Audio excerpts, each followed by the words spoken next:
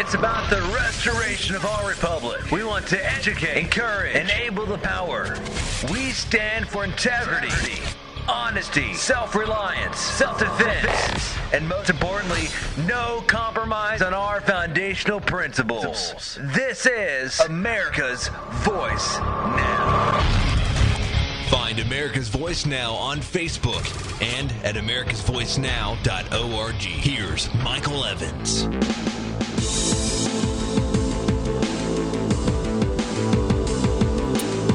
Good morning, America.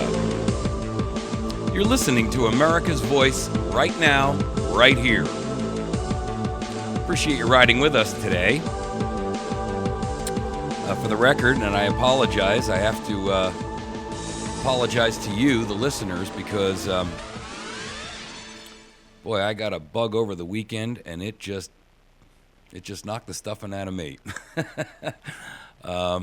I apologize, and you can hear it in my voice. It really knocked me for a loop. I don't get sick very often, but when I do, it's usually a doozy. So thank you for your patience and your well wishes. I am very grateful and appreciative of all of the nice gestures of get wells and emails and phone calls and comments that I had. Thank you very much. I'd like to thank our friends over at 99.3 on Big Country for their help in getting over this couple of days as well, and for carrying America's Voice Now for our listenership in the South Central Missouri area. Thank you. Those of you who are joining us on our website, I'm glad to see that folks are utilizing that venue, if you will. It's an opportunity for you to stream the show live in that format. You can do it either audio or video. And as usual, I see a bunch of folks on there. I see Baltimore on there this morning, and Richmond, Fort Walton Beach, Huntington, Lincoln, I suppose that's Nebraska, Cameron, I'm not even quite sure where that is, Branson, Springfield. I see folks all over the place. Thank you. Appreciate your riding with us that way. And for those of you who are on Patriot FB, you guys have almost become like a little family to me, and I appreciate that as well. All right. So enough of the glad-handing. Let's talk about a couple of topics this morning. I posted them up on all of our different various media outlets. This morning, I want to take some time to talk about, in the first half of the show, which is going to take up the first two quarters, the Pact. Now, you've heard me mention this before, and the reason I'm throwing it out here this morning is because there's a couple of things that we need to address about this, and time is of the essence. First of all, I want to explain to you what it is and how it works. I did get some responses from some folks that caught the episode last week. And it was the tail episode, so those who don't have the patience to sit through an hour and a half or whatever of video perhaps missed that segment. Those who did respond, you had some great ideas, some great criticisms, constructive ones, I must say. There was nobody that tossed the idea under the bus. But I want to expand and expound on it a little bit more today, and I want to explain a little bit about the rationalization. First of all, can it save America? And the answer to that, I believe, is yes. We're going to explore a little bit how that will work and what the issues are. But secondarily, I want you to understand thoroughly the concept of how it works, so that you can begin to discuss it, one, amongst yourselves and within your own circle of influence, but also, in addition to that, you have an opportunity to export the idea to Tea Party organizations, Constitution Party organizations, Libertarian, and so forth and so on. I think at this point, we have an opportunity to put this thing into play for the 2014 elections with a little bit of creative alliance and allegiance and a little bit of elbow grease. And so I want to expound on that. Our third topic is going to be NSA, law enforcement, and the rise of the police state. I know that, I suspect that some people say, man, you hit that issue all the time. Well, the reason I do, folks, is because we are literally at a crisis point here right now in our environment, where I think if we don't recognize how far down the path we are towards a complete despotism in government, that we may not actually have an opportunity to understand what we can do to return or recover from it before it's too late.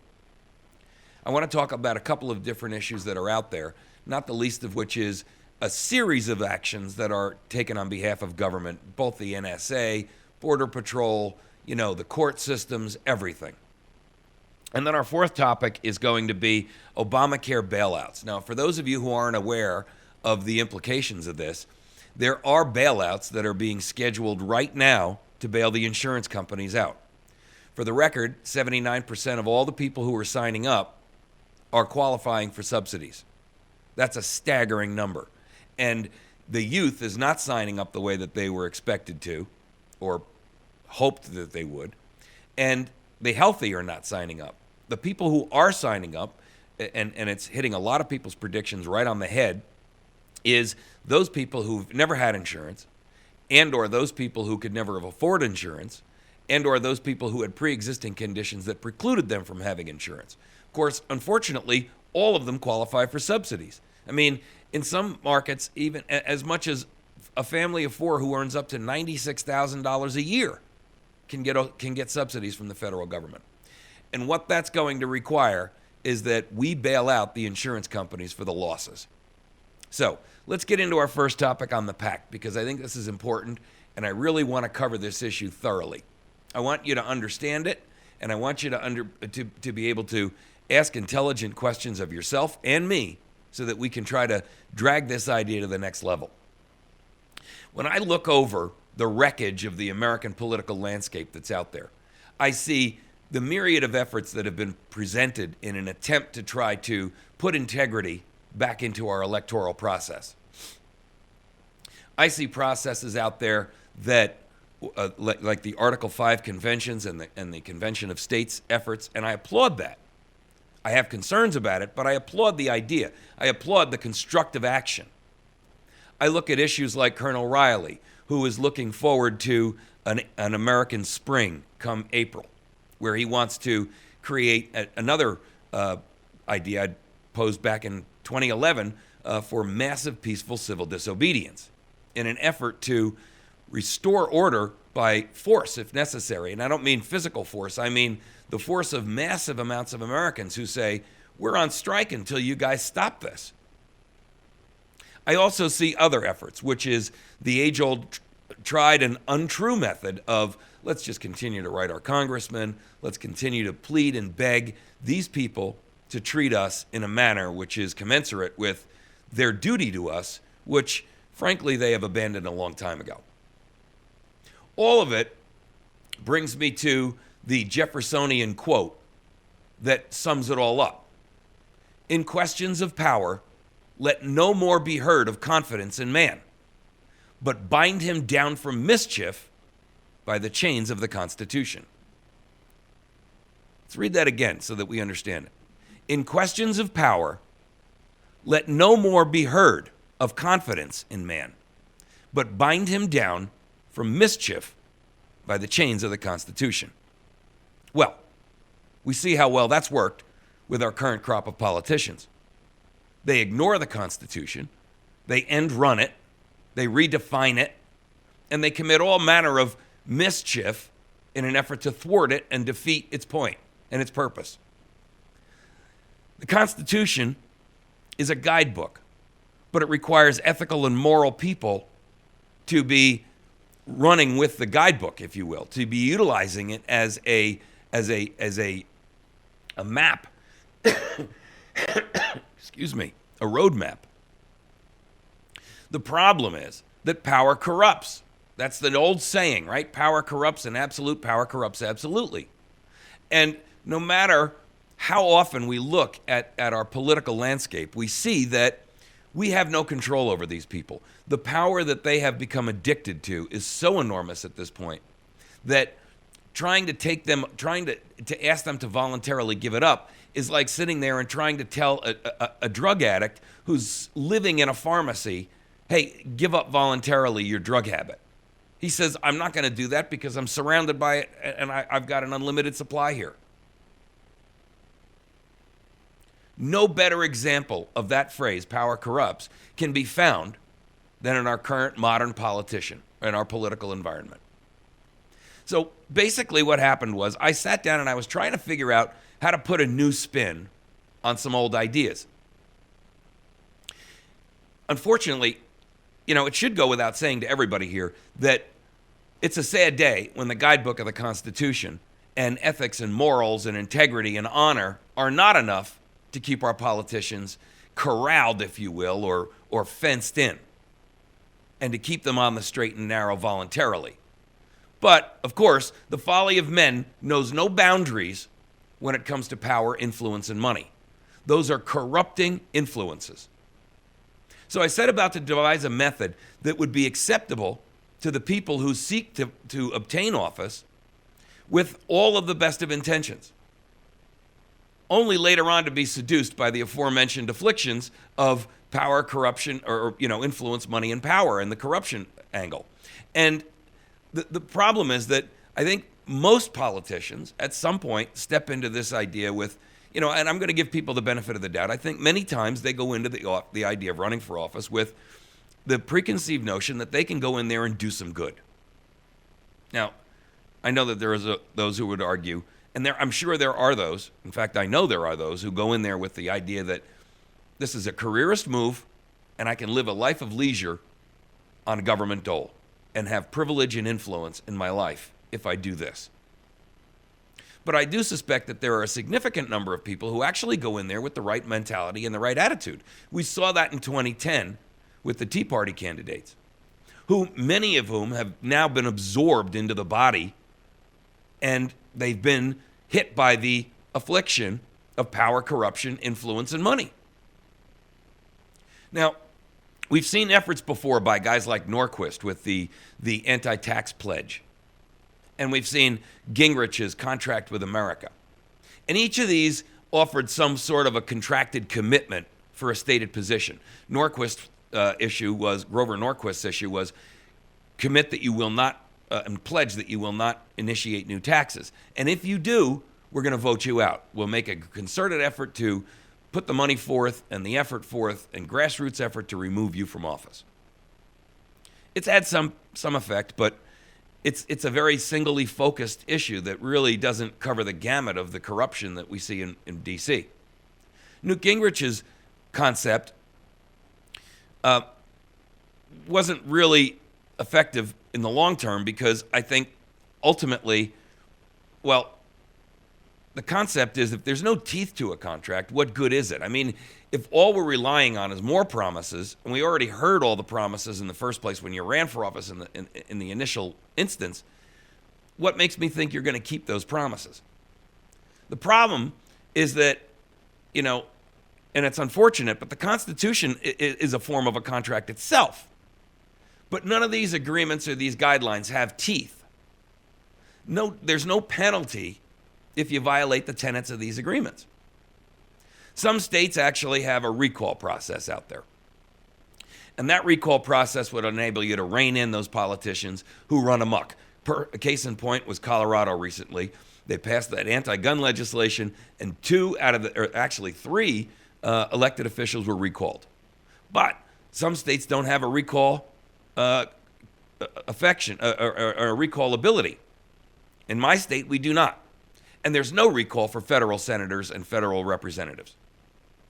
So some nations, and some parliamentary governments have something called the no confidence vote. Now, I'll be interviewing General Vallely later on today or tomorrow in reference to his concept of proposing a no confidence vote. And a no confidence vote essentially forces oppositional groups to get together and band together to create a reform.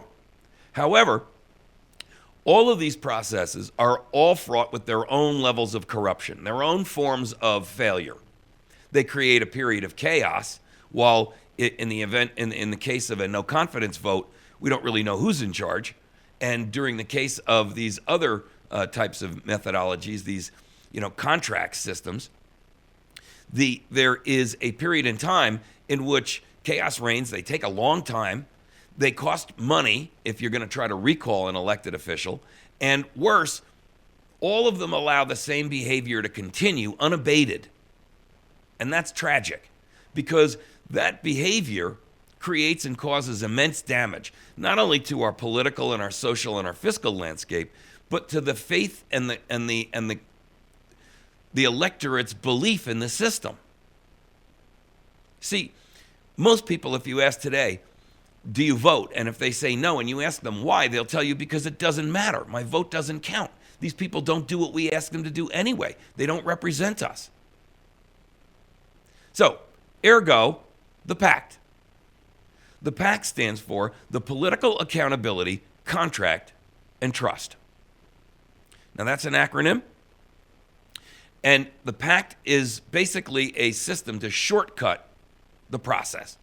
It allows virtually immediate containment of bad behavior and actions that are contrary to the electorate. It works for local, regional, state, and federal elections. I don't care whether you're running for mayor, or whether you're running for city council, or you're running for state representative, or you're running for federal office. The same pact will apply for all of these conditions. The idea is that its goal is to end the self-serving careerist mentality in politics. Because even though people go in with the best of intentions and say, I'm only going to run for this term or that term, oftentimes their excuse when the term ends is, well, there's still work for me to be done. And that, of course, ladies and gentlemen, is really not truth. What that is rationale for betraying a promise. The idea of this is actually rather simple, and I've discussed it with a lot of folks, and I'm actually kind of surprised that wherever I've discussed it and whomever I've discussed it with, the response has been interesting. First and foremost, most people, there's a light that goes on when I discuss how the Pact works. And secondarily, the general response has been they're stunned by the simplicity of it and enthusiastic about its success. I'm frankly surprised that nobody else has come up with it because, heck, I'm not a very sharp guy.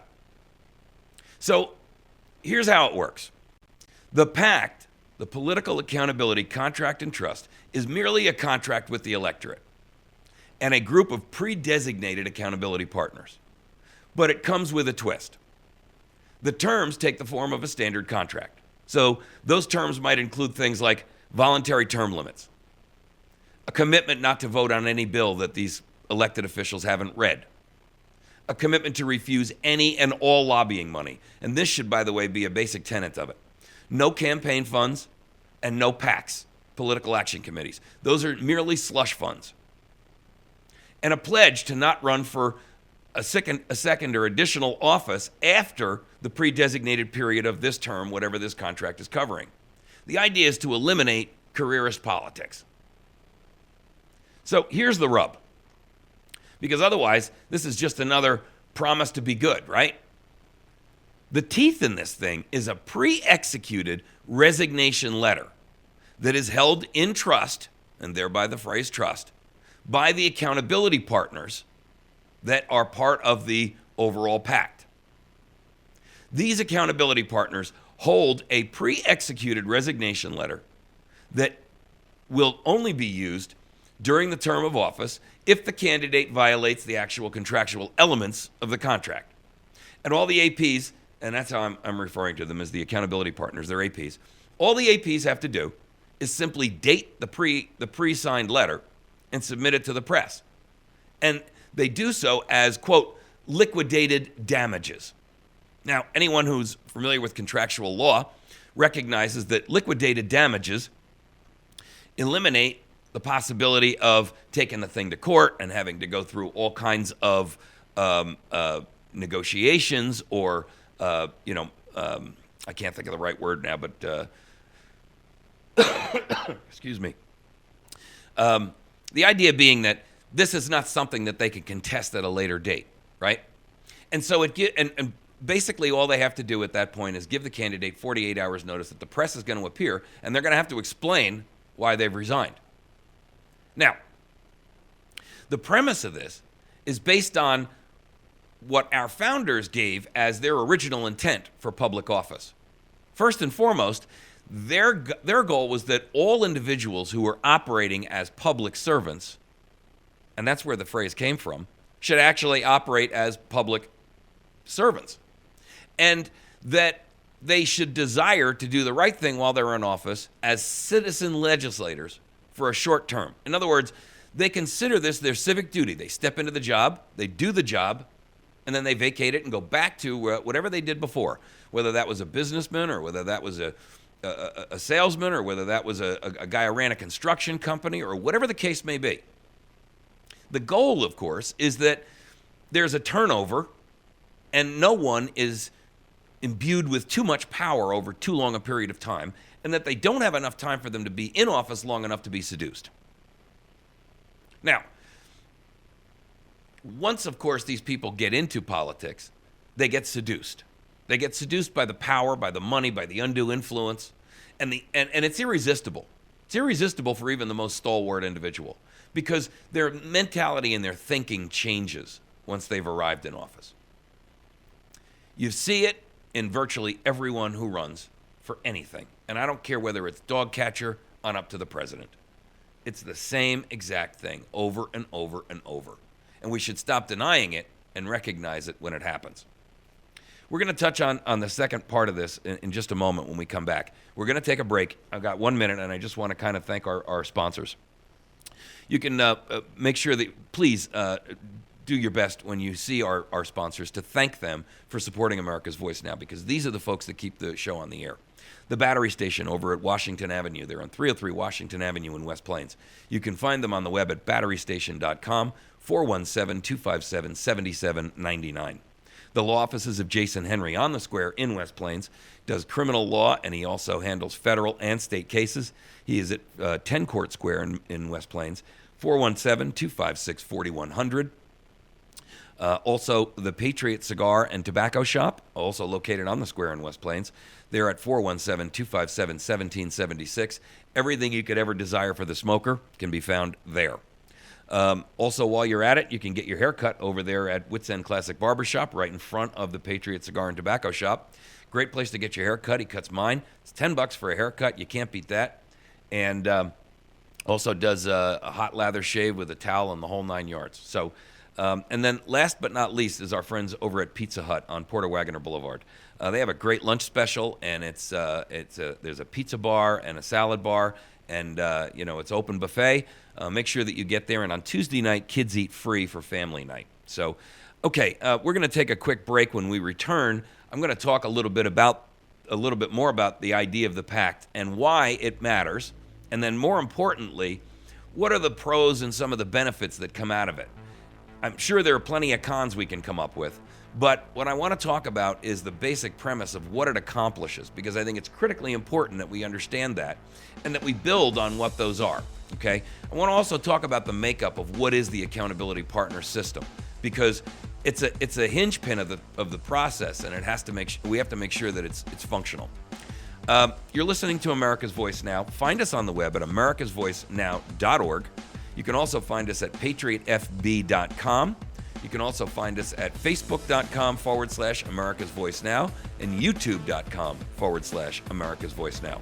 Please make sure that you share our ideas and our videos and our stories and our episodes with your friends and those in your circle of influence so that we can help spread the word. We'll be back in just a moment.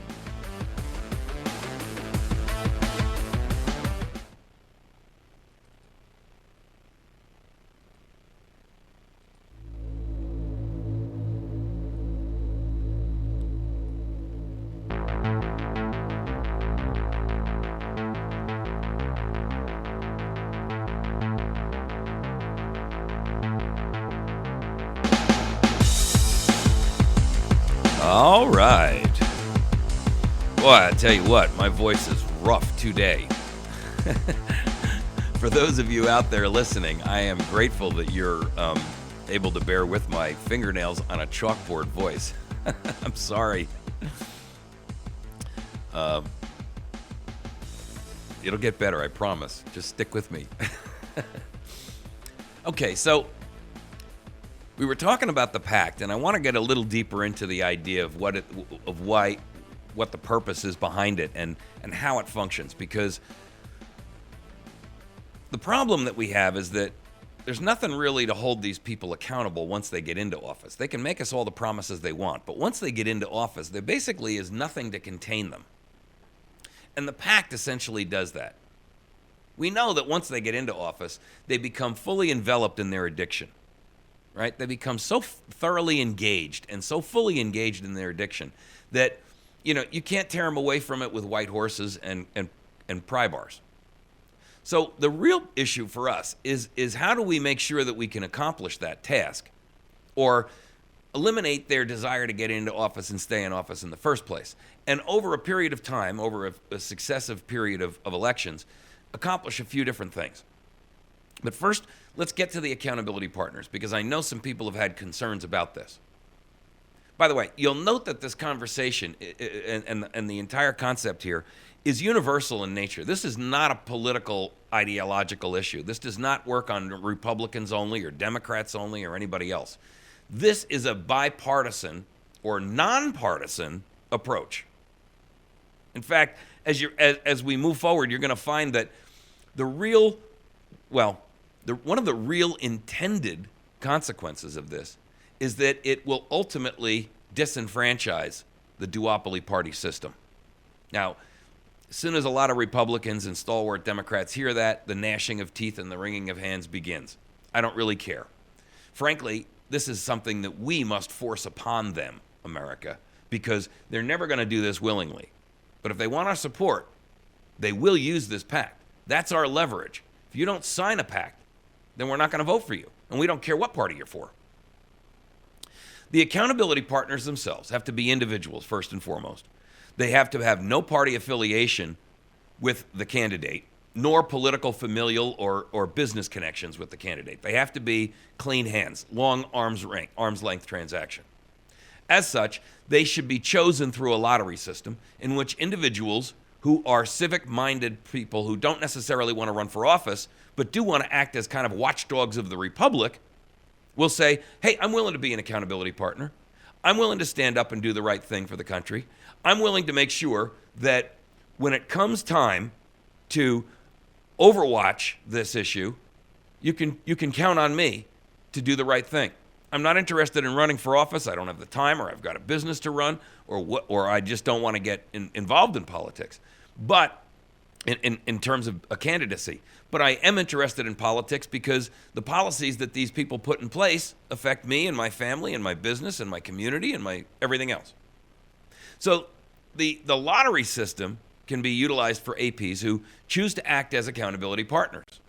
And they will this will act as, if you will, a counterbalance to the machinations of political life. These people are the ones who are the most heavily affected by the policies involved in politics, so they have a vested interest in doing the right thing. Secondarily, the idea being that we actually want some of the opposing party, if you will, or opposing ideology to be watchdogs over that particular individual, because they'll be the first one to raise their hand and the last ones to be corrupted. You don't want all conservatives watching a conservative, nor do you want all Democrats watching a liberal. You don't want all, and by the same token, you don't want all liberals who are APs for a conservative. There's got to be some balance there, because you don't want it to be a vindictive issue either. So the concept is that the APs, those people who choose to be accountability partners, would pre-submit their names into a ring, if you will, or a hat, and they would be chosen. Now, the number of them can vary based on the importance of that seat or that chair and or the hierarchical position, because a federal seat, as an example, should have no less than 11 accountability partners, and the number always has to be odd so you can break ties. A seat that may have 9 or maybe 7 might be somebody in a state elected position, whether that be state representative or state senator. You might have a city council or a mayoral slot that has 5, but recognize that the more that number diminishes, the easier it is for the corruption to correspondingly move into the APs. So you want to make sure that the APs are directly correlated to the strength of the position, but that they don't fall below a minimum number. Because once you get below that, the greater the chance that the candidate can sway them from doing their job properly, either with money, influence, power, promises of future remuneration, whatever. It's kind of like the idea of herding cats, right? You can get 1 or 2 cats to do something, but you can't get 10 cats to all do something. Now, the pool of accountability partners should be a mirror image of the electorate and the community that's represented, right? I mean, the goal is this shouldn't just be, as I mentioned earlier, all one ideology over another, kind of, dogging the candidate while in office. Allied party affiliation actually is a negative in this instance, because you can't have the fox guarding the hen house. That's what we have now, right? So, in fact, the best APs will be those who are independent of party affiliation and declare themselves as independents. They're interested in fair and equitable government that gives an opportunity for us to excel to our best opportunity, not to necessarily be oppressed by that government. And of course, the other side is, one of the arguments I've heard from folks is, well, as soon as you do that, you're talking about party affiliation and independence. That throws it out because everybody's either a Republican or a Democrat. Well, I beg to differ. The truth is that right now, the number of people that currently call themselves independent is at an all-time high because the electorate's fed up with both of the duopoly party members. The beautiful part about this, by the way, is that over succeeding generations of elections, and it doesn't take a whole lot of them, the parties actually will lose power. Their power will wane because their influence becomes less of a factor once the candidate can no longer run for office. In other words, that promise of, well, if you, go along to get along, or if you vote for my bill, I'll vote for your bill, and then when it comes time for re-election, I'll make sure that there's some money in your campaign election fund to accomplish that. All of that goes away. Because if the candidate's not going to run for office again, the party's really not much help to him, and he doesn't have to toe the party line. And this applies to both parties. Moreover, if you have a situation where you feel that this concept of parties dooms the pact to failure, I would encourage you to recognize the fact that most people who are interested in politics, and those would be the likely candidates to put their hat into the AP ring, are interested in being fair and equitable about what's going on. They don't, I don't think anybody is, much to the chagrin of the claims of one party or the other, nobody wants to throw grandma off the cliff, nor does anybody want to see, the country descend into complete moral, decrepitude. I mean, we all recognize that we're in trouble. I think even the most liberal people recognize that there are some real major problems going on here. And it's important that the APs declare their party affiliations at the time that they put in their application. So one of the other side benefits that comes out of this is you're forcing those people who, well, I shouldn't say forcing, you're engaging those people in the political process that they've been stripped of their engagement capabilities from before. In other words, these people who seek to act as watchdogs, and they are effectively re-engaged in the political process, which they feel alienated from, because our society has left them behind a long time ago. I mean, our entire political landscape is made up of people who are power players or you're nobody.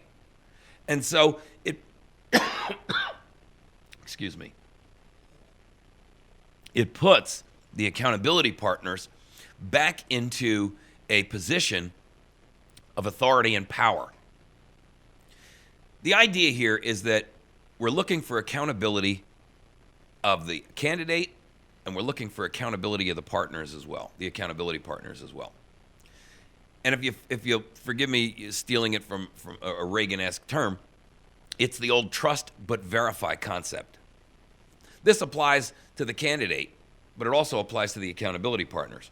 In other words, there has to be a series of alternate or substitute APs, much like the jury system, so that in the event one of the APs may die during the candidate's term in office or may move, maybe their job requires them to leave the town or leave the state or whatever, or maybe there's an unplanned loss or disability or whatever other issue may disqualify that accountability partner from fulfilling their duty in their role. There has to be substitute and a stand-in accountability partner, much like you would have a stand-in juror that would step in, an alternate.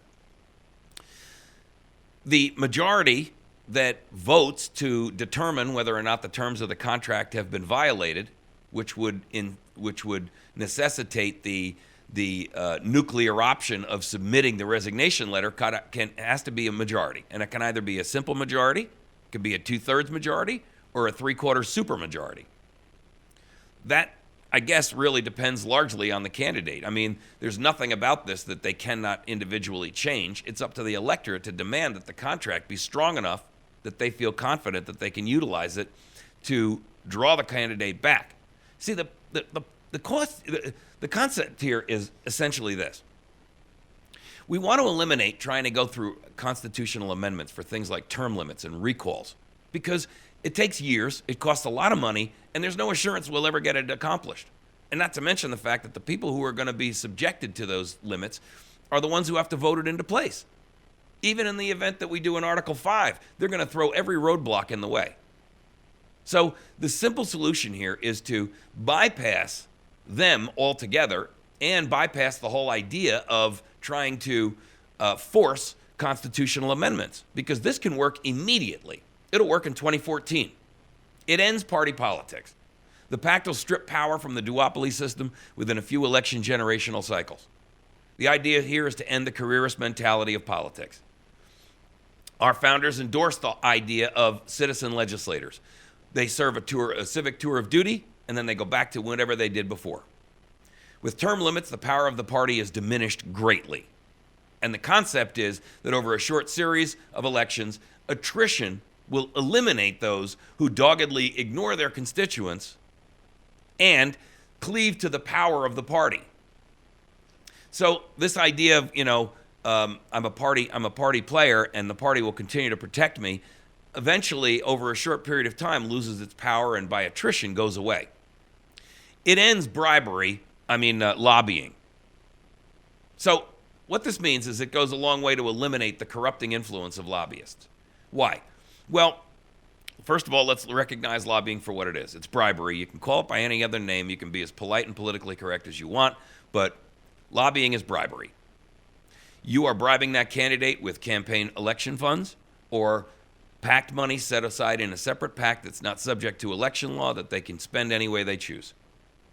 The pledge will rejects lobbying contributions and will accept only private donations from individuals. No corporate donations, and none of that.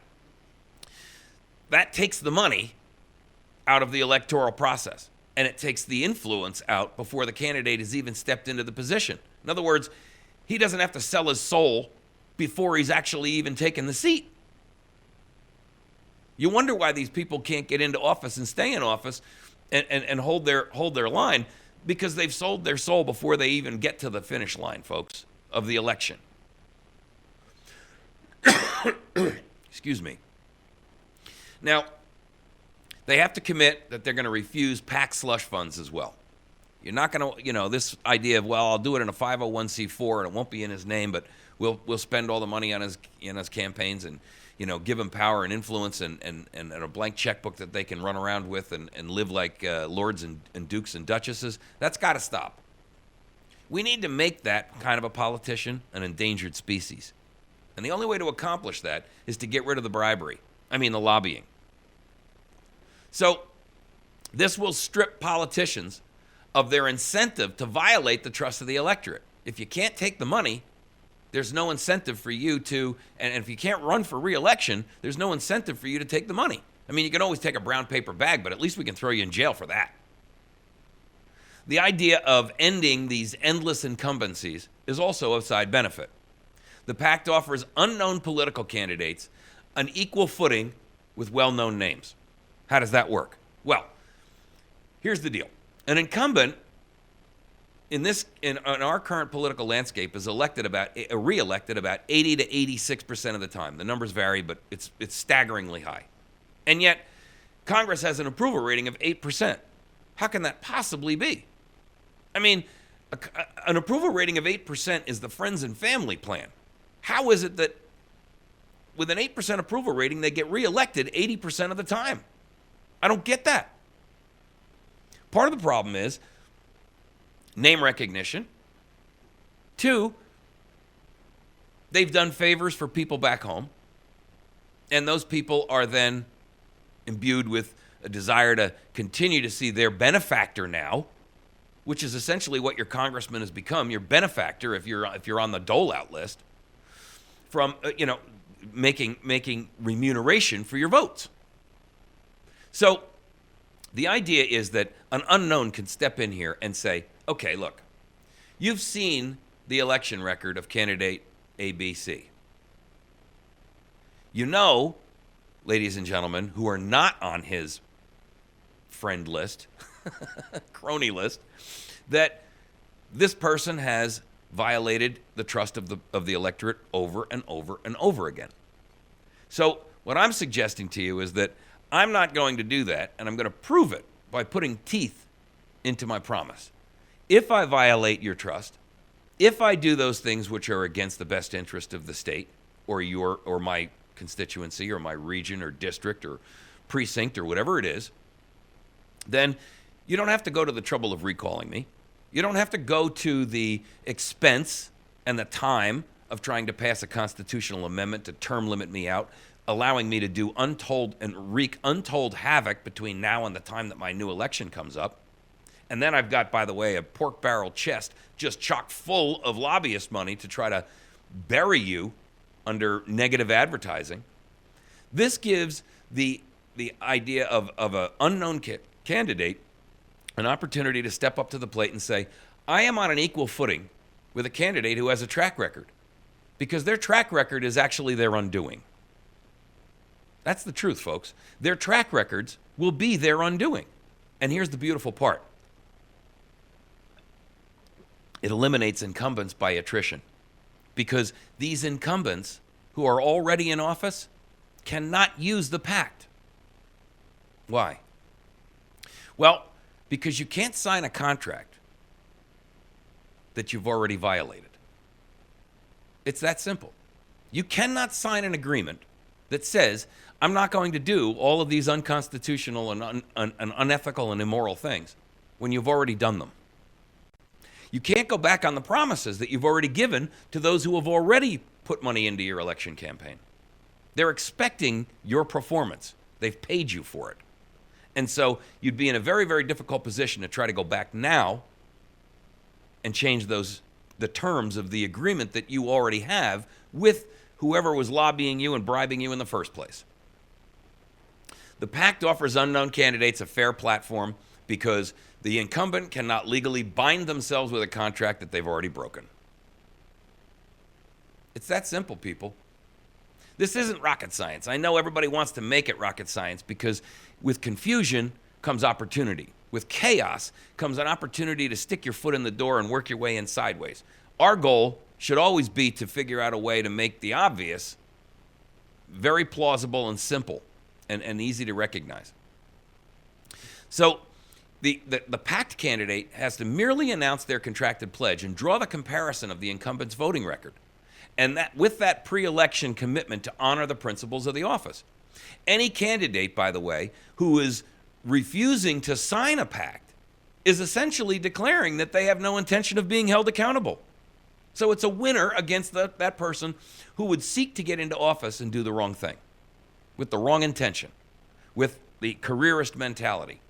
Because the electorate can simply say, well, if you're not willing to sign the pact, I guess basically what you're saying to us is you're not willing to be held accountable. Okay. I can see that we are not going to have enough time in the first two segments to cover this. And so I'm going to take the liberty of pushing off one of the other two subjects, which was the NSA, law enforcement, and the rise of the police state, and the Obamacare bailouts are bankrupting what's left of America. And because we got 5 minutes left in this segment, and I know I can't get wrapped up in this in the next 5 minutes. I know I can't get through this. But I do think it's important that we explore what these benefits are. And I'm sure that there are plenty of detractions, and I haven't yet, outlined all of them. I've put most of this together, and I'm working actually with an attorney on the terms and the conditions of this. So, okay, let's try to wrap up one more, and then when we come back, we'll tag on the next few.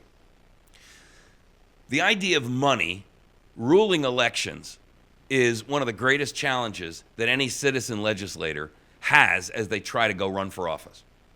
They're running against an incumbent who has a war chest that is bulging at the seams. And quite honestly, it is bottomless. It's bottomless because the party will do anything to keep their dog in the hunt.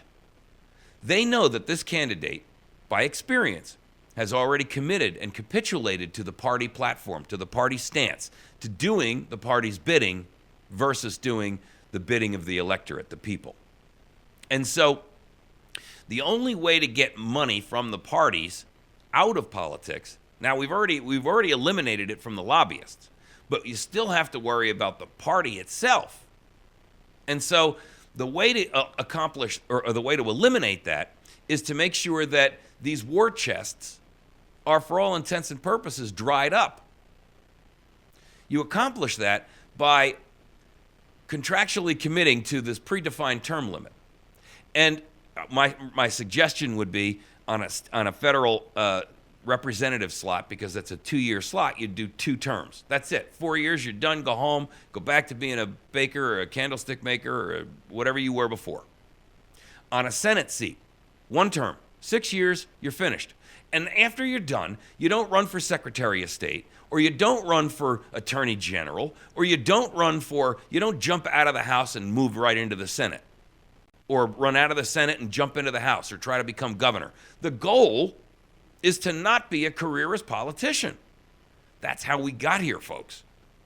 Our job is to keep them accountable. Now, after their term is done, there's nothing that we could theoretically do to hold them to that. But I can tell you that they'd be hard-pressed to stand there and say, I've finished my 2 terms, I'm leaving the House, but I've changed my mind, I'm going to move to the Senate because I still have work unfinished. How many times have we heard that nonsense? Well, it's merely at that point the opposition candidate's job to hold up his pact and say, I'm sticking to the terms of my pact, and he or she is not. That individual over there is already violating the terms of their pact that has just expired. So there's no point in signing a new one with them because we know that it's not worth the paper it's written on. There's a lot of different handcuffs that come with this. And I use that term for a reason, because our goal is what? To bind men down with the chains of, in this case, a contract. Okay. We're going to take a quick break. We've got 30 seconds before the music kicks in. I just want to thank our friends over at Patriot Cigar and Tobacco Shop. Appreciate you guys. You're a great group of patriots, and I enjoy meeting with you guys and getting in there. I do stop in there from time to time, folks. So if you'd like to go in there, I'm not a big cigar smoker, but I go in there and chat with the folks once in a while, and I love seeing new faces in there. So you can reach them at 417-257-1776. And they have virtually anything and everything that you could want for cigar and tobacco and pipe smoking. Also, Jason Henry Law Offices, also on Court Square. You can reach him at 417-256-4100. He does personal injury work for automobile accidents. He does state and federal criminal cases, including specialty and firearms cases and drug cases. He also handles the DUI and things like that. So you can feel free to call him at 417-256-4100. Make sure that you see Jason over at Wits End Classic Barbershop. He is a great young fella and does a great job cutting my hair. At least I think so. And what little I have left. And you'll enjoy the discussion and the round table there. He's also found on the Court Square. And make sure that you swing in there and see him. You can visit our friends over at the Pizza Hut on Porter Wagoner Boulevard in West Plains for lunch. If you swing by there, you can get pizza and buffet virtually every day at lunchtime. We'll be back in just a moment. Stick with us.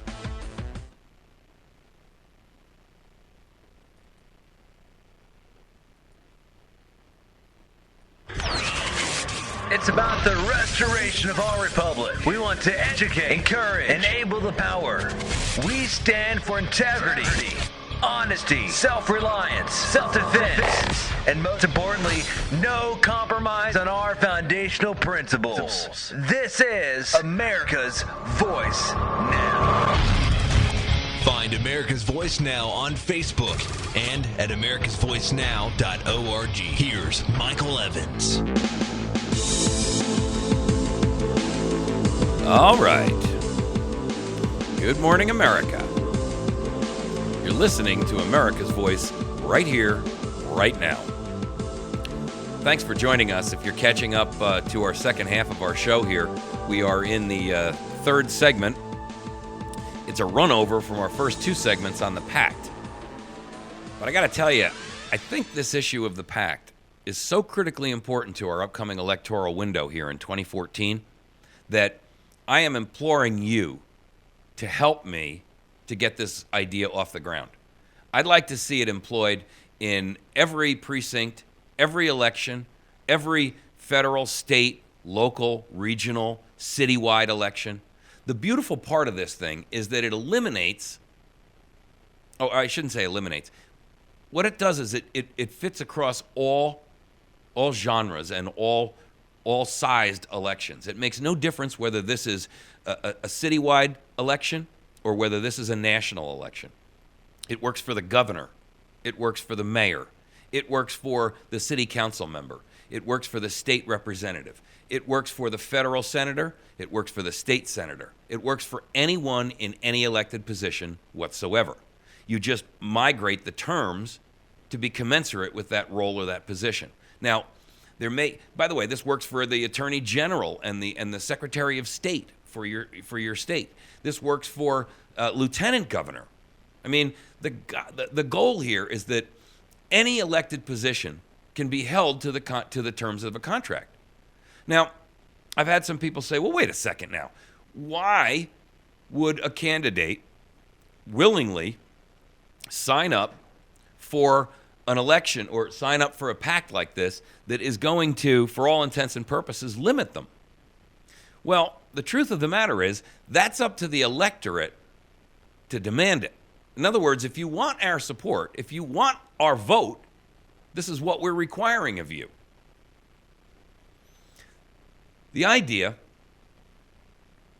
is that we can avoid some of the problems and the complexities that we've got in our electoral system, and at the same point in time, avoid the lengthy and the arduous processes of going through constitutional amendments, of having to open our Constitution up from the idea of the principle of the Convention of States, which, you know, some people are predicting runaway constitutions because it's uncharted territory. We have no idea what it holds. Even those who are the most arduously supporting that, you know, Convention of States concept, they cannot guarantee us that these people, once in place, can't, for all intents and purposes, run amok. Now, I know that there are many states that are putting limitations in place that would say, as an example, that if you were an elected delegate and you violated the terms of what your state legislator sent you there to do, that you could be charged even criminally. However, you know, there's some question as to what are the constitutionalities of that, and damage once done cannot be retracted. So our goal here should be to find a solution that has zero startup time, is grassroots by its very nature, and is effective immediately. And it's effective, period. Remember that you can waive, and a candidate can waive their right to run. They can waive their right to continue in an incumbency. They can waive their right to vote on a bill they haven't read. Now, some people may say, well, that you know, once a candidate does that, they're automatically they should be disqualified. Well, that's true, but we've got a Congress full of them right now, ladies and gentlemen, who are doing exactly that. And nobody seems to be able to touch them. They have become Teflon people. They're untouchable. 86% of them will get reelected in 2014 if numbers and statistics from past history hold true. Can you imagine even 80% of the current crop of traders and carpetbaggers that are going to get reseated into the same position that they've been utilizing to betray us for, in some cases, decades now? You've got to be kidding me. Our goal and our need is to end this, and to end it in a way that gives us the power back. Okay. So the idea of eliminating money from elections, essentially, once you've rejected lobbyist money, you don't have a war chest to run, even for your single one, re-election. In other words, if you're a state representative, let's say, and you agree that you're only going to run for 2 terms. Now, in my state, we have term limits. And you can run twice for the House, 2-year terms each, and then twice for the Senate. Well, with all due respect, that's 12 years in the Senate, and that's 4 years in the House, which constitutes 16 years.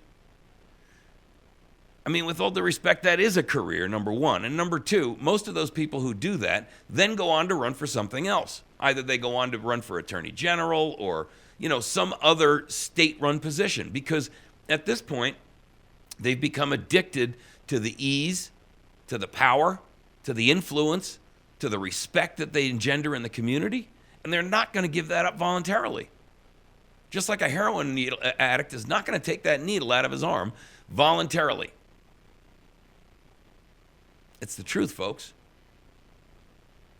This power that they have, this influence that they have, the getting the best seat in the restaurant when they stroll in, the owner of the store or the restaurant who runs up and says, "Mr. Senator, can I take your picture here with my wife so I can hang that on the wall?" The constant fawning, being treated to meals and trips and vacations, being given privileges that would astound the average citizen if they only knew the depth of the depravity that many of these candidates in all levels are receiving. The benefits are just extraordinary, folks. They are living the lives of dukes, duchesses, lords, and ladies. It's no wonder that they begin to view you as merely a stepping stone to achieve their own personal goals and agendas.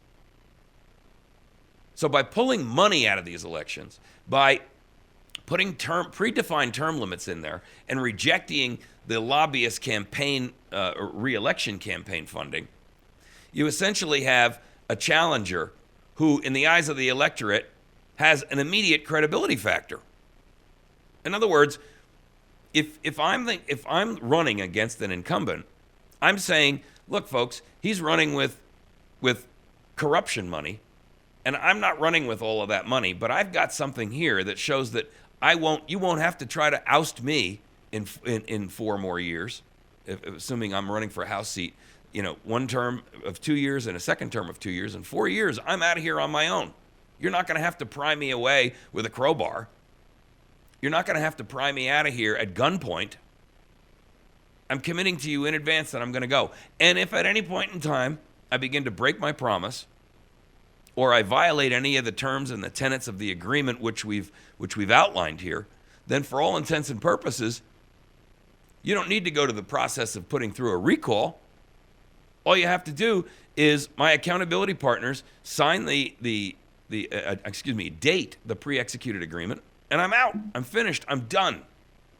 I now have to explain to the press why my accountability partners have determined that I have violated my agreement with my constituencies.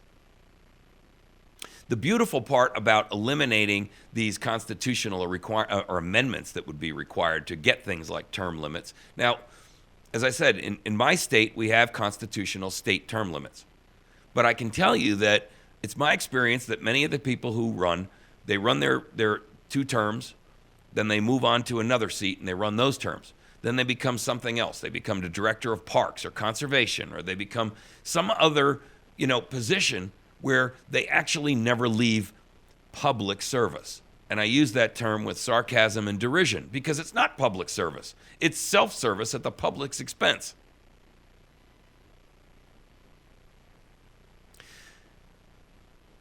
The beautiful part of this is that it doesn't take a constitutional amendment to go through an electoral cycle. It doesn't require all the grassroots effort. It doesn't require the opposition and the endless campaigning against it by those who oppose it. It doesn't require anyone to vote at all. Quite frankly, the voters, the electorate, are voting with their demand. They're voting in advance. They're voting by saying, if you sign this agreement, if you sign the pact, you have my vote. If you don't sign the pact, I'll do everything in my power to make sure that you are not the elected. By the way, the beautiful part of this would be both ideological candidates running out the pact themselves, wouldn't it? In other words, you have a Democratic and a Republican Party candidate both running for the same seat, both having signed a pact. Now you've got something. Now you got a horse race, folks. Because, you see, and the truth is, if we can get this thing off the ground, if we can spread it to a broad enough base, and especially in this election window, it can catch like wildfire. And if it does catch like wildfire, and it does run virally across the nation, you'll see it popping up in all kinds of elections, whether they be, county commissioner. I mean, you'll see these kinds of PACs popping up in virtually every elected slot.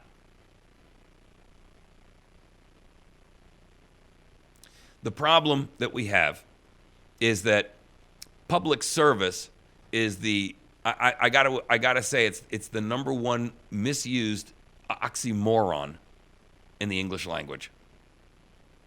The vast majority of people who are in there are not actually serving the public. They are serving themselves. There are exceptions. And I know that if you're a current politician and you're hearing this, you are gnashing your teeth and you are clenching your fists. That's not true, you say. Well, with all due respect, you are already compromised because you're in a position and you now look at it from a perspective that is outside the bubble, or you're inside the bubble and you are only seeing your own reflection back, and it's skewed because it's done on a convex lens. You see, we're looking at you from the outside and we see nothing but, the endless desire to try to accommodate all sides of an issue and never take a stand. We see the wind bend you one way or the other, depending upon whether you're talking to a friendly crowd or a hostile crowd.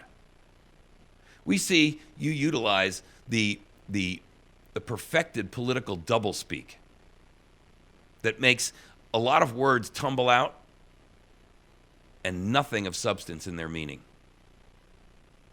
And we're tired of it. And the best way to accomplish your end, and with all due respect, you may have the best of intentions, but the best way to remove you and set a new threshold, a new platform of entry into the political game is where you're committing in advance to be honor bound, to have integrity, and then you have some teeth to hold you there. That's the difference. Everyone enters with the promise that I'm going to do the right thing. Almost none leave that way. We have an opportunity to hold them accountable here. And it's up to us to do this. The results are immediate. No recalls, no endless impeachment processes, no scorched earth damage to the electorate or to the body politic when they can't get their way. I mean, think about that guy in Chicago who was trying to sell Obama's seat. Can't think of his name, the guy with the hairdo. I mean, that guy was doing all kinds of damage, and the other guy in Detroit, the guy who was the mayor over there in Detroit, dragged his case through the courts, cost the taxpayers untold hundreds of thousands, perhaps millions of dollars, only to be convicted at the end, tossed out of office, thrown in jail, out of jail, back into office, I think he even went. And if not him, Marion Barry, in Washington, D.C., caught smoking crack, and he ran and became mayor a second time. I mean, come on, people.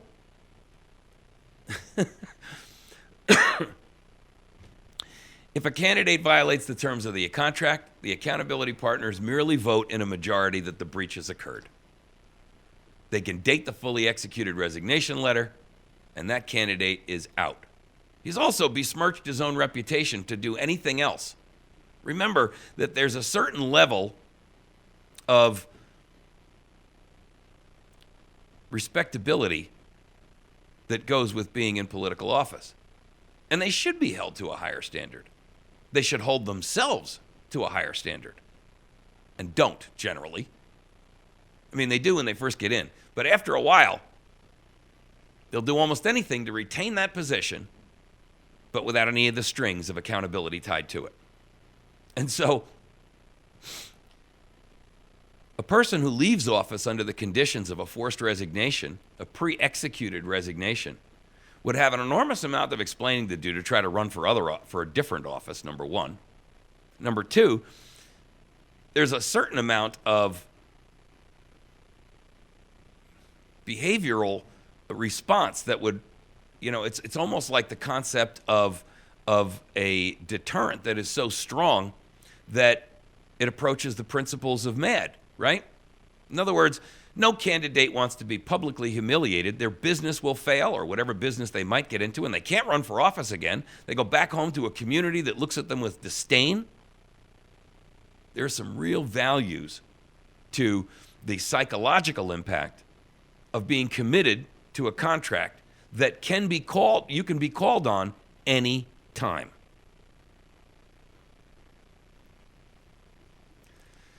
Now, there are some questions I've had from some people. What happens when an accountability partners group determines that a candidate has violated the trust, right? They serve the resignation letter, that person's out. Now, what do you do to fill the seat? Well, I recognize that every district and every state and every federal seat is going to be a little bit different, depending on how the state rules are set up. In some cases, the governor would appoint a candidate to fill the vacancy. In some cases, it depends on how far the term has gone, and so forth and so on. There may be instances where ultimately a special election will have to be held.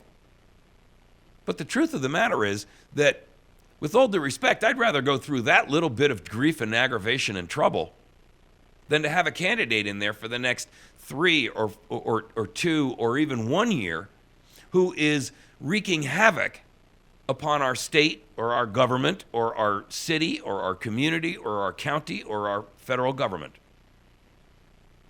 You see, the point is that while they're in office, they can do an enormous amount of damage. The whole premise of impeachment is not to remove that person from office, but simply to stop their behavior. It's not a punishment. It's a limiting factor. Impeachment doesn't guarantee a removal of the president. We saw that with Bill Clinton. He was impeached and he remained in office.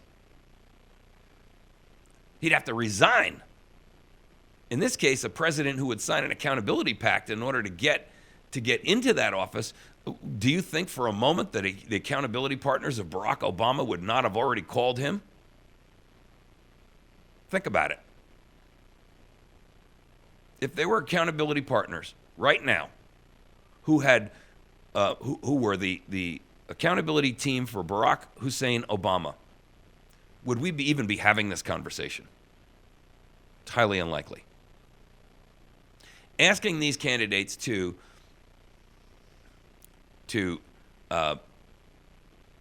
willingly do what we know is beyond human capacity when you are, for all intents and purposes, seduced in such a strong and universal manner, is a little bit like expecting, people to do the impossible. Because we've allowed money and corruption to enter the system, and enter it so strategically, so integrally, that we cannot get beyond it at this point unless we force the candidates to do it or we pass laws that prohibit it. And since the people who are currently in place have to pass those laws, we can't expect that to happen. So we have to be creative enough to figure an end run way to go back in and bring the problem back to our control. We cannot wait for our candidates to finally get the integrity and the honor and the courage of their convictions to do the right thing by us. And the truth is, because at this stage in the game, our idea of what's right and their jaded view of what's right will never meet again. Like East meets West, it'll never happen. They've already lost any perspective that you or I have. And so the right solution here is not to try to force them to pass laws which are against their own best interest. The right solution here is to put people in place who will honor their commitments up front, and we can hold them to it when they violate it. Okay, I want to hear your feedback on the Pact. Now, I've had some responses already. I've put this in writing, and I'll try to get this posted up on AVN, but I also I want to make it a draft because I want to make it a living, working document. I'm looking to put this in place immediately, people. And I want your help to accomplish that. If there's any lawyers out there, especially a constitutional attorney, and you catch this show, please offer your services. I'd love to work with you on this. You can contact me by sending me an email to Mike at americasvoicenow.org.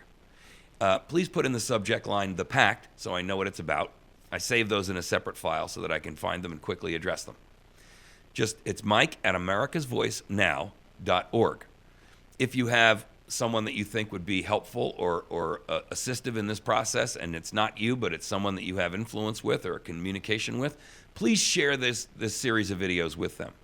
Let's see if we cannot get this pact off the ground this election cycle, 2014, where we can make a significant impact and a significant level of difference. I believe that this is our last opportunity to try to rein in a government out of control.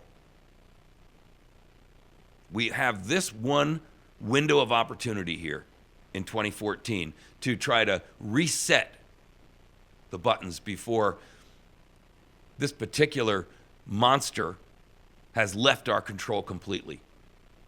2016 is too far away. I'm not sure at the current pace we're moving we'll get to 2016. So we can do this now. We just have to work at it creatively and hard. And I'm asking for your help. Mike at americasvoicenow.org. Okay, we're going to take a break. And when we come back, I'm going to try to jam the NSA and the rise of the police state and the Obamacare bailout topics into the same segment, because otherwise we're going to we're never going to get to them. Okay. You're listening to America's Voice Now. Find us at americasvoicenow.org. You can find us on Facebook at facebook.com/America's Voice Now, youtube.com/America's Voice Now, and Patriot FB, like Facebook, patriotfb.com. We'll be back in just a moment.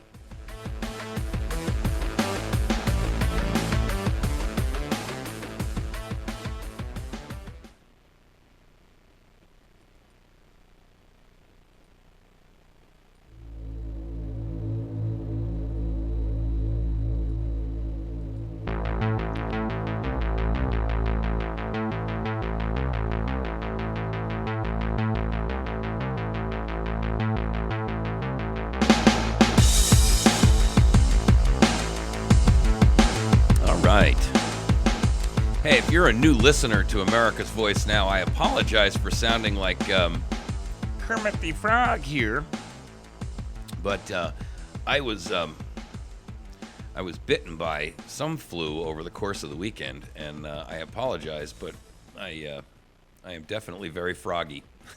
So forgive me, but I'll try to get back on my game before the end of the week. Not much control I have over that, but I'll do my best. Okay, there's a group of stories that are out today, and I've posted them all up on America's Voice Now. So if you're catching this on YouTube, I also post all these stories down in the comment section or the subject section. And so you don't have to take my word for it. I want you to be a critical thinker. I want you to utilize your own due diligence to take the stories which I kind of throw out there as examples of what's wrong. Do your own homework, formulate your own opinions, both look at all the information, pro and negative, pro and con, and then draw your own conclusions and formulate your own opinions. Those opinions, once you've grown them, once you've nurtured them, and they've matured, are unshakable. And you're in a much better position to know where you stand on a given issue, and then to be able to defend it when you are communicating with others, educating others around you within your circle of influence, or even just making decisions about who to vote for. Where should you stand on a given issue? How should you stand on a given political issue or on a specific politician? Information is power. And I recognize that a lot of people are very, very busy. We don't all have time to sit around and hunt down and dig up all these stories and do all that. So that's one of the things that I do as a part of this program. I want to make sure that, I'm throwing out there these topics and issues which I think are important. So I draw them from mainstream media sources, and one of the phrases that I use is, as America's Voice mantra, is that we expose mainstream media propaganda for what it is and expose the truth. Because more often than not, alternative media doesn't necessarily have all the investigative powers that the mainstream media does.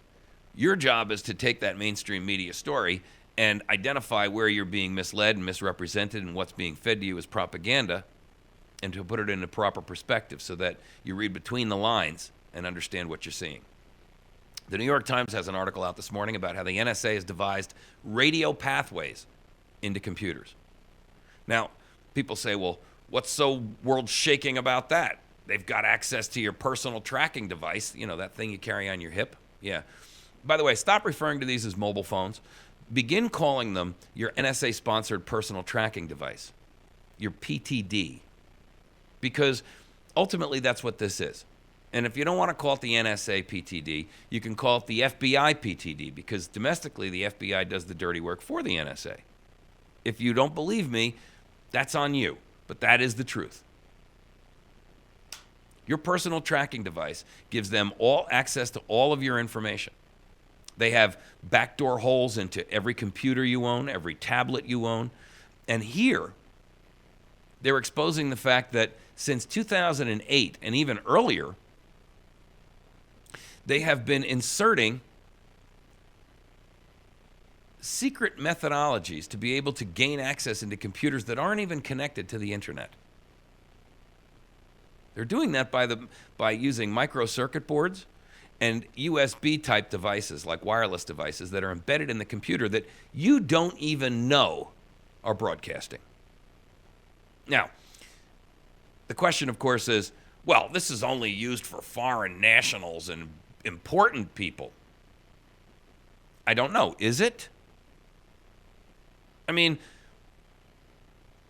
most computers today, virtually all laptops, come with Wi-Fi built in. Do we know for a fact that Wi-Fi is not transmitting when we don't think it is? I mean, we only just found out that the FBI can turn on your camera remotely, or we got confirmed. I shouldn't say we just found that out. I've suspected this for years, and I've talked about it. But we got confirmation that the FBI can turn on your camera in your laptop remotely and never turn the light on, so you don't even know it's being broadcast. It's broadcasting. That they can remotely activate not only the camera in your personal tracking device, but also the audio ports, so that they can listen to this conversation as we're having it, even though I don't believe the phone is on. In fact, the phone doesn't even have to be on. Imagine that. Now, we know for a fact that they've been able to do this because this came out back in, I think it was the late 90s when the FBI was caught doing this because they got a crime family that way. They turned the guy's cell phone on remotely in some crime family syndicate meeting I think the guy was in Philadelphia, if I'm not mistaken. I've forgotten the name of the family. But the point is, these guys were all sitting there with their phones sitting out on the desk, and they were talking about, yo, you whacked Joey. Yeah, we whacked that guy. Yeah, you gave me the order, I did it. They turned the guy's cell phone on remotely, captured the conversation, and used it to convict him. So we know this is going on. How do we know that these USB cards and tiny circuit boards aren't being remotely turned on? We don't. And we don't even know that they aren't being inserted by the manufacturer at the behest of the whatever agency is making the call. In fact, we found out last week that the NSA and the FBI have been diverting packages from FedEx and UPS and the Postal Service, embedding software and hardware into computer systems destined for whomever the target was. So when the target gets it, they open it up and they think, hey, this is straight from Dell. This is straight from Hewlett Packard. This is straight from Samsung. This is straight from Apple's iPhone store. Well, not so much. And the software can remotely transmit all of the information they want, giving them 100% remote control. We know for a fact that Microsoft has given the backdoor keys to the NSA as far back as the 90s.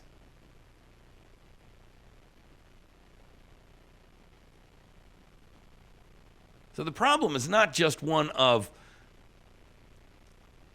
being foolish about our own security. This is blatant subversion. And it's only one example of many. There's an article in the Washington Post this morning. Border Patrol drones are being borrowed by other agencies more often than previously accounted for.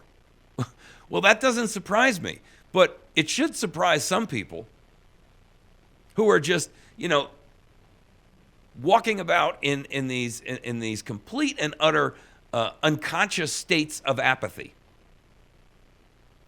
For the record, the FAA has not even completed the rules of drone applications in the United States. And yet they're already projecting 30,000 of them to be in play in a matter of a couple of years, and as many as 100,000 by the end of by 2020. The truth is, by the end of 2020, I think that's an underestimate. The point is that with all of these drones out there, what privacy do we have? What are the rules surrounding it? Well, there aren't any, and they don't want to put any on there because the truth is, they want to use them and misuse them. And we know for a fact that government with power and knowledge and information in their hands will misuse it without fail. In one manner or another, to one degree or another. But misuse it, they will. Now, the spy court, a judge just came out the other day, and this is in Associated Press. The U.S. judiciary, this is the entire U.S. judiciary now, right, told Congress on Tuesday that they oppose the idea of having an independent privacy advocate on the secret foreign intelligence surveillance court. You're kidding. So what we're saying is there should be some sort of an ombudsman here that represents the interests of the people who oversees what goes on in the FISA court. And this privacy advocate should act as an ombudsman to say, hey, wait a second, stop right there. We don't think that that's constitutional. And the entire U.S. judiciary, and this isn't me saying this, this is the article itself, speaking for the entire U.S. judiciary, U.S. District Judge John D. Bates sent a letter to the Senate Intelligence Committee. That's an oxymoron, isn't it? Sent a letter to the Senate Intelligence Committee saying that appointing an independent advocate to the secret surveillance court is unnecessary and possibly counterproductive. And he slammed other key reforms as adding too heavy a caseload to the secret court's work. In FISA court hearings, judges only hear from the government seeking a spy warrant. Hello? Hello? Did I hear that right? So you only want to hear one side of the story. How does that position and justice coexist?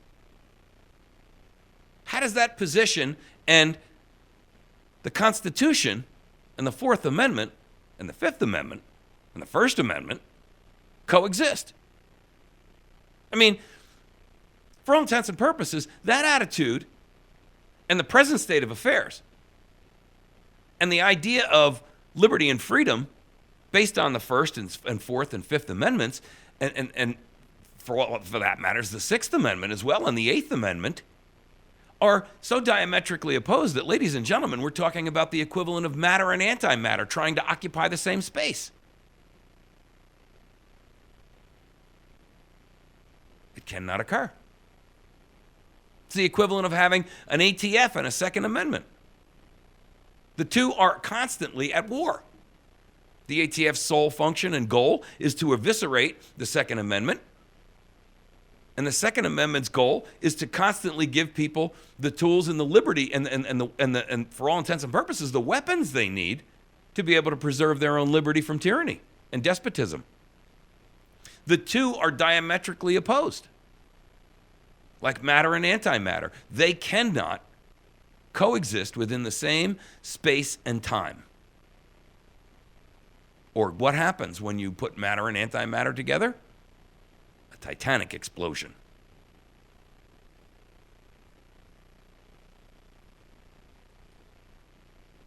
Here's an article in the Daily Caller. GOP leader reveals a strategy for the immigration bill push.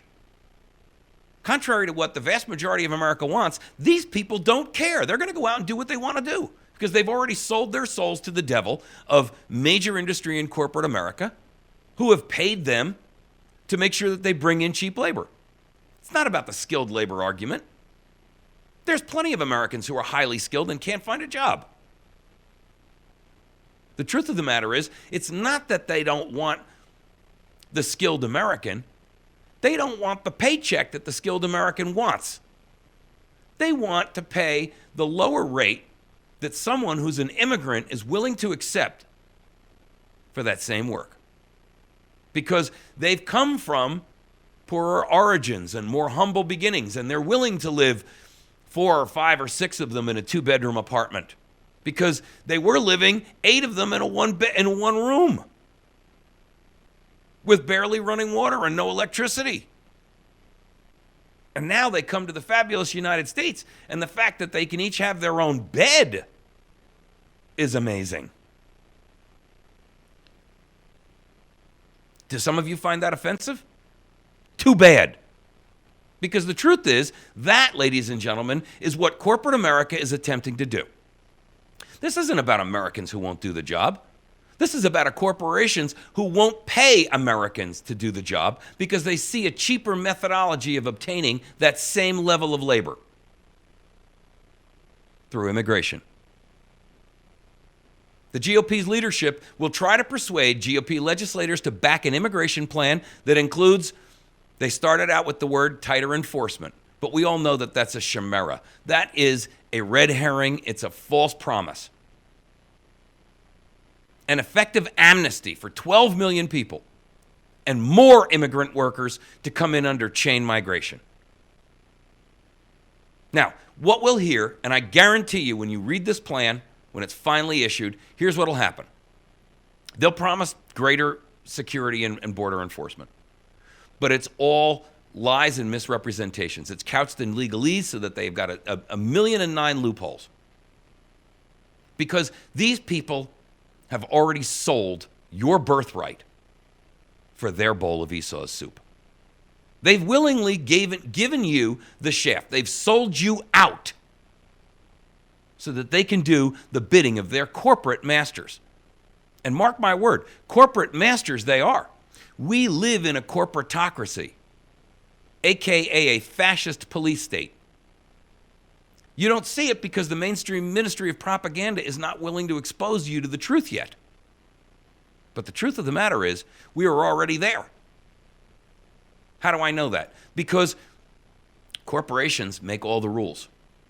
And they utilize government and police power of government to enforce their intentions, their agendas, their edicts upon us. And ladies and gentlemen, that's a dangerous, dangerous place for us to be. The truth of the matter is, these representatives, GOP or liberal or progressive or Democrat or Republican, makes no difference. They are all on the same side. And that side is not your side.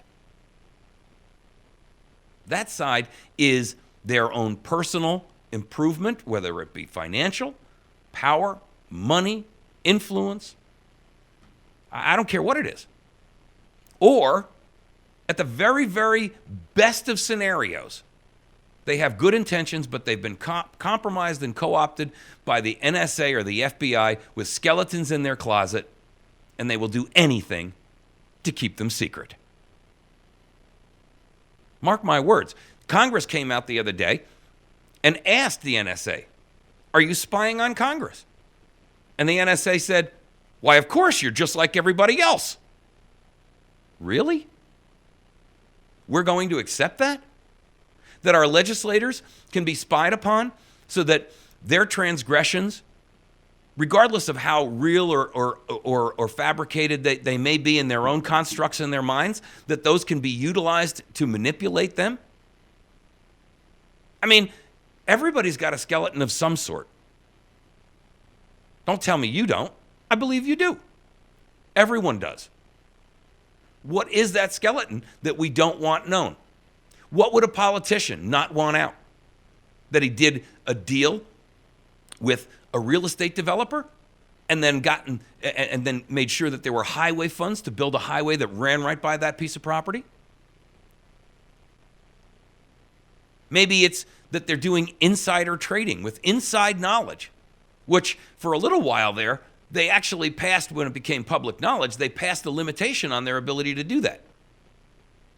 And then as soon as everybody turned their back, they rescinded that and gave themselves permission to trade on inside information. Ladies and gentlemen, how unconscionable is that? People are sitting in prison for that. A lot of them. And Congress does it with impunity and immunity.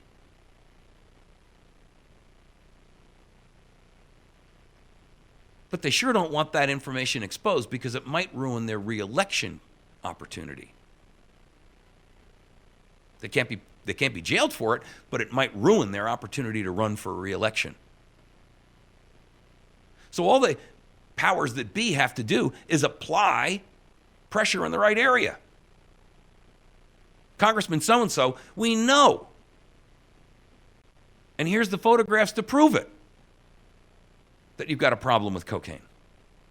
Because we've got photographs of you with a straw up your nose at a party over in Georgetown. Or we've got photographs of you with someone who is not your husband or not your wife in a compromising position. Tell me that you believe. Let me rephrase that. Tell me that you are naive enough to think that if a congressman had to be gotten to, someone couldn't put the right situation in place for that congressperson to be compromised in some way, shape, or form that may not necessarily be illegal, but would completely devastate their professional and personal life.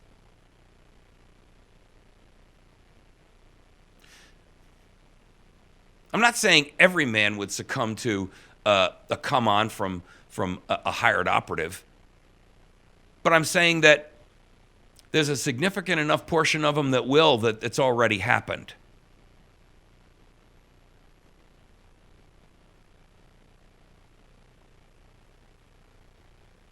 These people have been co-opted.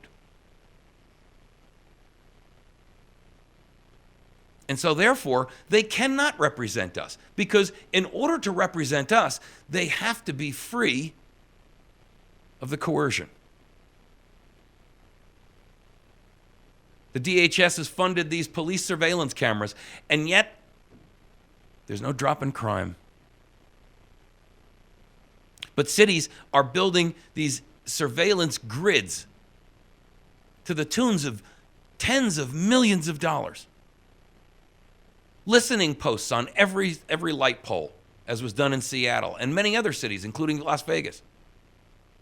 Cameras on every corner, all based on the threat of crime, the tenor of fear. And yet, crime is not falling. But your freedoms, your ability to feel confident that you can have a conversation with someone, the way in which we communicate has already been dramatically and vastly impacted. Tell me that it has not crossed your mind as you were on your personal tracking device with someone and having a conversation, that it has not crossed your mind at some point in the last 3 or 4 months that, oops, that might have been something that someone would listen to. Because you used a phrase that may be misconstrued or mistaken for something else. Tell me. We live in a climate of fear. And that, ladies and gentlemen, is how a police state and tyranny rise to power. It makes the principles and the concepts of the Pact all the more imperative, because we need people in positions of authority and representative leadership that will actually enable us to regain control of this military, industrial, surveillance, spy, and despotic system. This complex, this web. And we don't have a whole lot of time left. Please provide me with your feedback on our and comments on our segments today. If you'd like to comment on the Pact concepts, I'd love to hear it. I hope you took some notes and you had some intelligent questions that you wanted to, or ideas that you wanted to pose. You can do so by sending me email at mike@americasvoicenow.org. Okay, I do want to thank our sponsors, the battery station over in West Plains. Outstanding place they're one of the biggest battery distributors in the country, folks. And you can find all kinds of electronic gear there, and they carry a ton of stuff that's not on their website. You can get to their website by going to batterystation.com. You can also call them at 417-257-7799. Please make sure that you tell anyone that you speak to with any of our sponsors that you heard about them on America's Voice Now, because that helps them to understand the value of their advertising here. Make sure that you visit our friend Jason Henry over on Court Square in West Plains, 256-4100. An excellent attorney, handles both criminal and civil issues, both federal and state. So if you've got a case that you need to deal with, give him a call. I'm sure he'll be happy to help you. The Patriot Cigar and Tobacco Shop over on the square in West Plains as well. You can reach them at 417-257-1776. Also, while you're there, you can get your haircut cut over at Wits End Classic Barbershop, and they're open late on Thursday evenings as well, and Friday night as well. Great place to get your family haircut, and if you take your kid in there, their first haircut's free. Make sure that you see our friends over at Pizza Hut as well on Porter Wagoner Boulevard. Thank you so much for for listening to America's Voice and having me into your home this morning, or your car, or on your mobile phone, or your personal tracking device. And we'll see you tomorrow morning bright and early. Have a great day. You can find us at americasvoicenow.org. You can find us at facebook.com/America's Voice Now, youtube.com/America's Voice Now, and also patriotfb.com. Thanks to our friends over at 99.3 Big Country 99 in South Central Missouri.